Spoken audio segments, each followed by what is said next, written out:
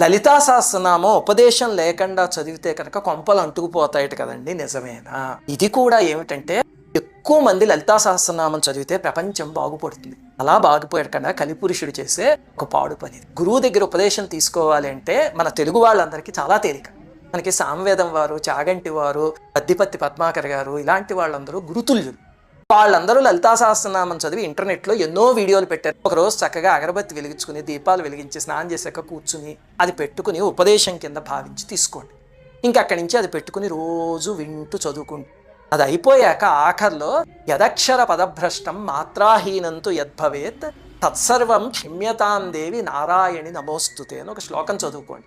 అంటే అమ్మ చిన్నపిల్లాడు మొట్టమొదట మాటలు మాట్లాడినప్పుడు తొక్కు పలుకులు పలుకుతాడు కదమ్మా, అది చూసి అమ్మ పొంగిపోతుంది కదా, అలాగే నేను కూడా ఏవో తప్పులు చదువుంటాను, నన్ను క్షమించమ్మా అని చెప్తే అమ్మవారు పొంగిపోతారు. తల్లి పిల్లవాడి పలుకులు పొంగిపోయినట్టు.